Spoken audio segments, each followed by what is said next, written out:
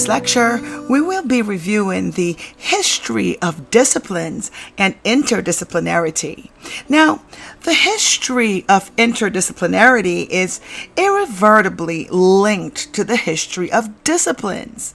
Both of these are recent developments in the history of ideas. Though disciplines have gained in strength fairly steadily over the last centuries, there is reason to believe, though, that the future of interdisciplinarity is assured. Okay, the question, however, is, why do we care about the past? Why does the past matter? Well, according to Repko, the emergence of the concept of interdisciplinarity is relevant for four practical reasons. First being, the past shapes our identity and the core of its humanity. Second, probing the past enables us to discover roots, detect change, and discern trends. Third, reflecting on the past enables us to reconstruct cause and effect and act in the world as moral agents. And four, studying the past makes the present comprehensible. Now let's take a look at how knowledge was divided in the past. First, specialization and fragmentation of knowledge production.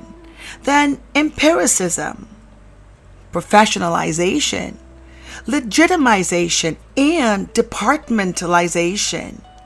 Now, in regards to the origin of the concept of discipline, between 750 and 1800, the disciplines consolidated their hold on the teaching and production of knowledge by embracing three new revolutionizing learning techniques: writing, grading, and examinations.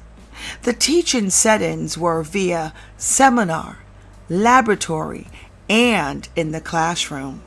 In the early 20th century, calls for interdisciplinarity often focused on teaching. This was a reaction to the creation of the discipline major. The general education movement in the United States and elsewhere also hoped, however, to make university education more relevant to the needs of modern citizenship. In the United States, the advance of the interdisciplinary concept began after World War I with the quest for an integrated educational experience by influential educational leaders. After World War II, a second general education reform movement emerged, triggering by the 1945 Harvard Report, General Education in a Free Society.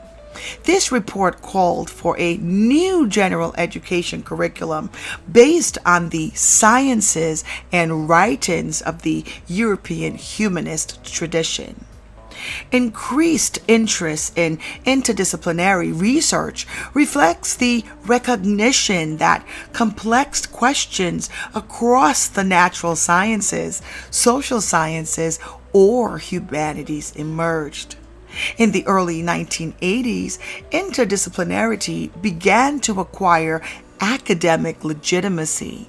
There has been an increased recognition of complex problems to include climate change, inner-city poverty, and racism.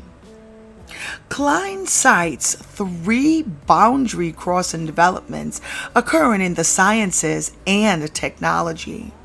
First, the quiet daily flow of borrowing methods, concepts, and tools between disciplines. Second, the application of knowledge from one discipline in order to contextualize another, akin to the engineering profession's inclusion of social contexts of practice. And third, the emergence of the new communities of practice, where individuals and groups work together to solve problems of mutual interest. Now, with everything else, there's always some criticism. Interdisciplinarity's criticism of the disciplines touches on 6 overlapping limitations of disciplinary specialization. First, specialization can blind us to the broader context. Second, specialization tends to produce tunnel vision. Third, it tends to discount or ignore other perspectives. 4. Specialization can hinder creative breakthroughs. 5th, it fails to address complex problems comprehensively. And 6, it imposes a past approach on the present. Now, Repko suggests that interdisciplinary learning strives to balance disciplinary specialization with interdisciplinary integration.